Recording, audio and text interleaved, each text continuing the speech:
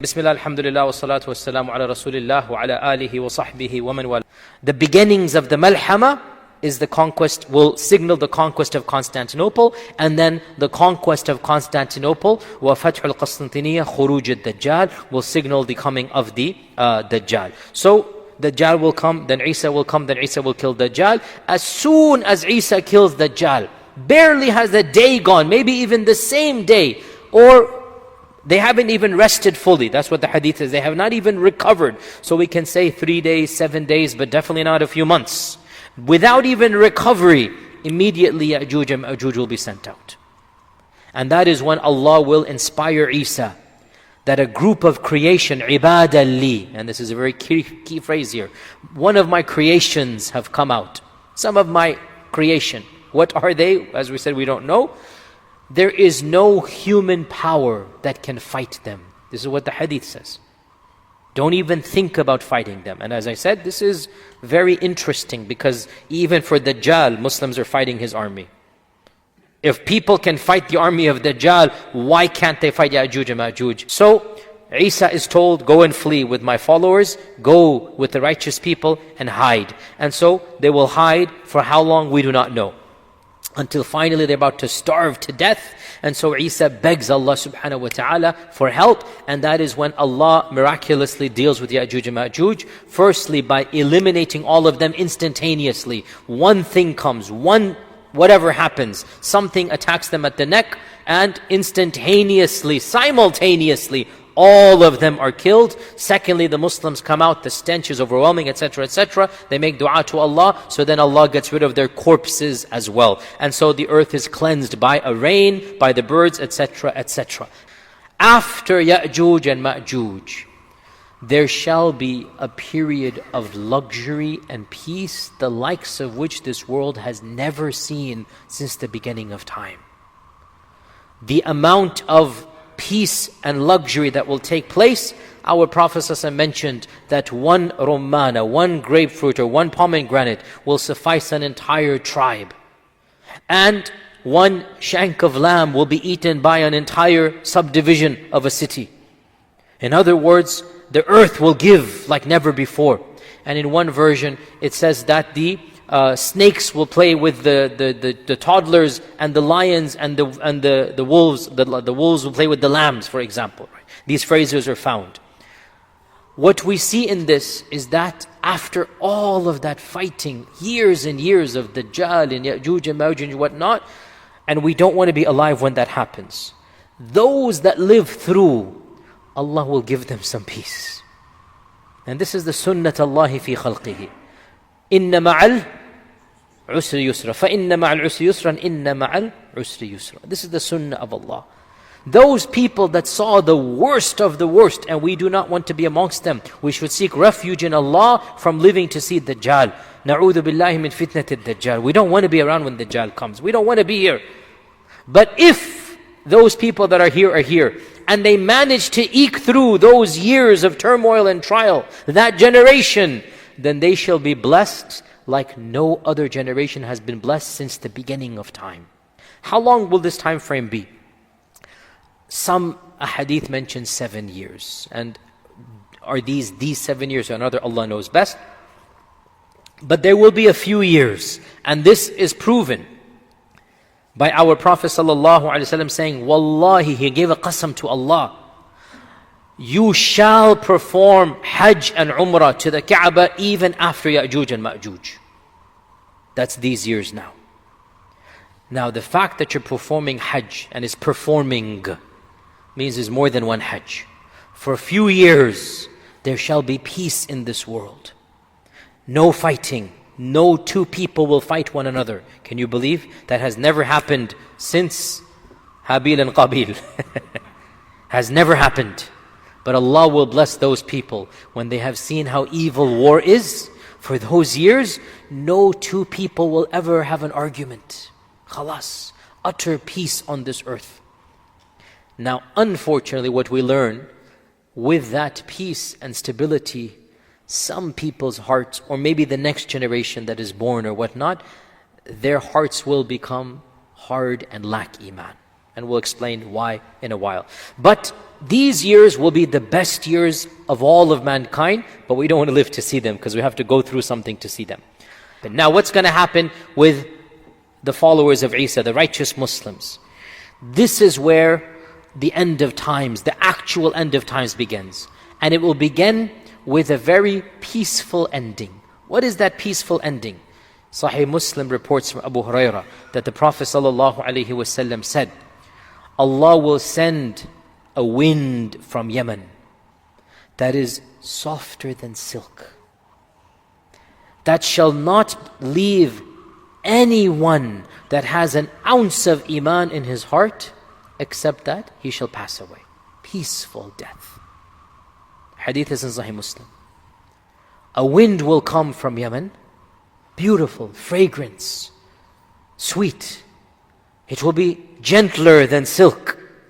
And when the people smell it, if they have iman, they will die a peaceful and natural death. And if they don't have iman, they're still going to be there. Jayyid. Now, what do you think is going to happen when in the whole earth nobody of iman is left? What do you think is going to happen?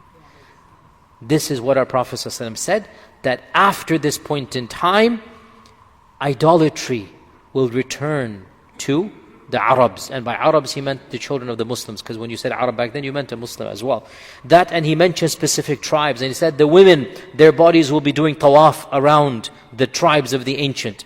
And the people, he said, will become worse than baha'im, worse than animals.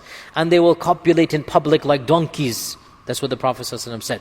That might happen. Now, this hadith is mentioned as pre-Qiyamah and as also end of Qiyamah. So Allah knows best. It appears that there will be a time where fahisha will be prevalent even before the Mahdi.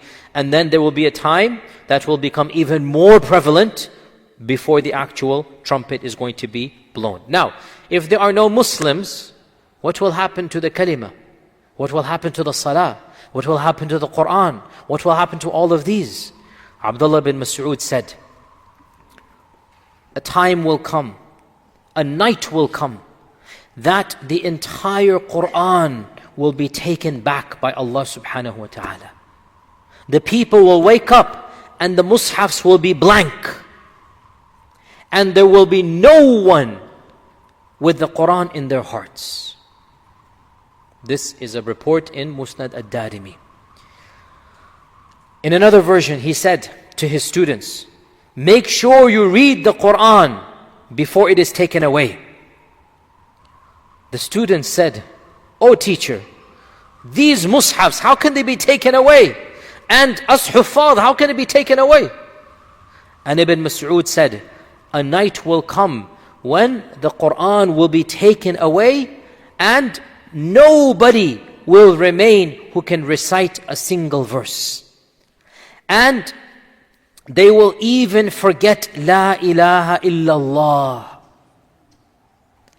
And they will speak the speech of jahiliyyah.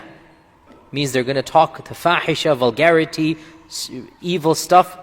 And this is when Allah Azza wa Jalla's statement, وَإِذَا وَقَعَ الْقَوْلُ عَلَيْهِمْ أَخْرَجْنَا لَهُمْ دَابَّةً مِّنَ الْأَرْضِ تُكَلِّمُهُمْ أَنَّاسَ كَانُوا بِآيَاتِنَا يُوقِنُونَ. This is Surah An-Naml verse 82. This is when this statement is going to happen. What is this statement? It talks about the beast. In another version, Ibn Mas'ud said that the Quran will be taken away in one night. And not a single verse will be left in the qalb of any servant.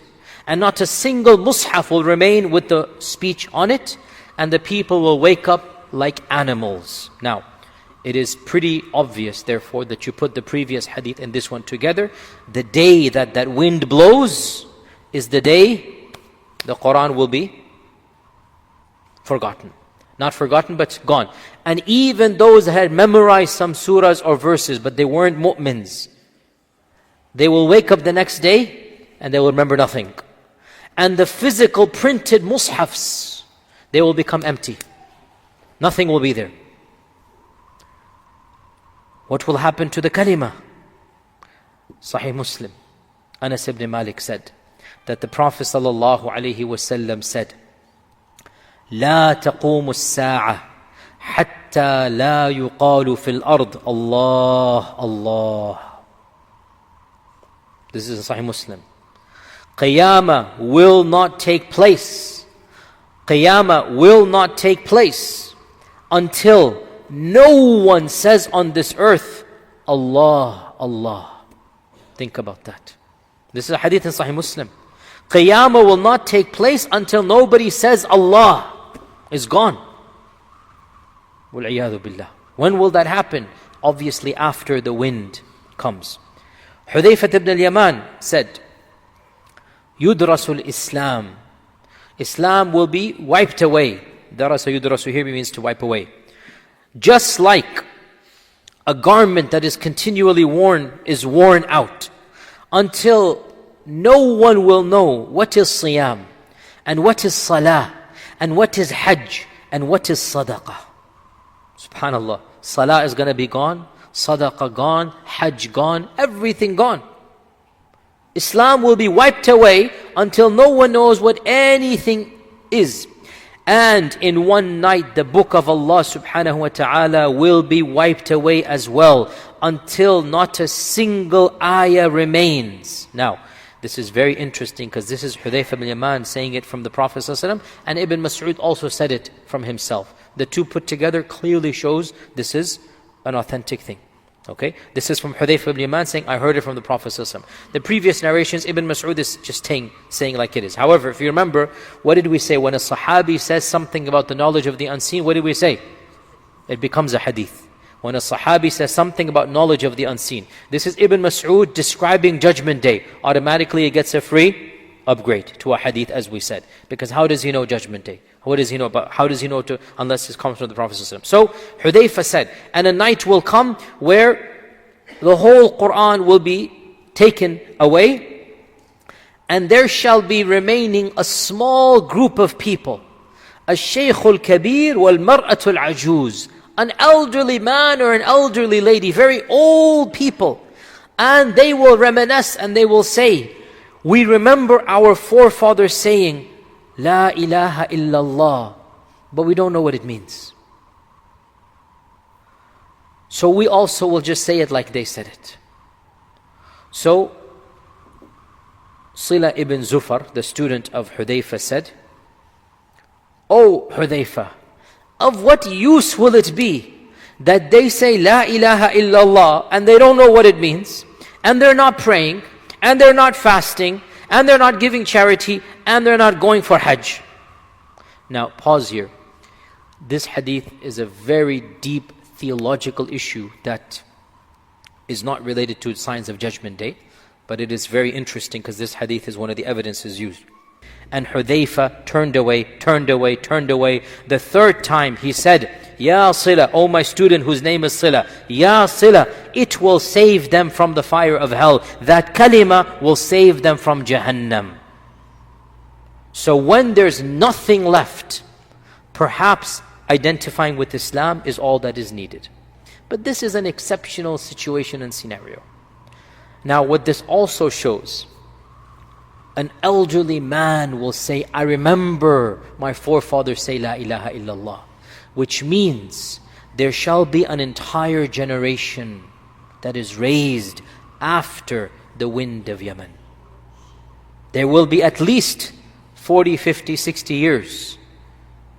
And in that generation, the new generation that comes, maybe simply knowing there's something called Islam and wanting to be it could be their excuse. But the default will be, these people will be the worst of the worst. They will be animals or worse than animals, because there is no salah, there is no Quran, there is no kalima, there is no morality. They will live like animals. Upon this generation shall be the actual trumpet, but there's still a few more signs that need to be mentioned before the coming of the actual trumpet.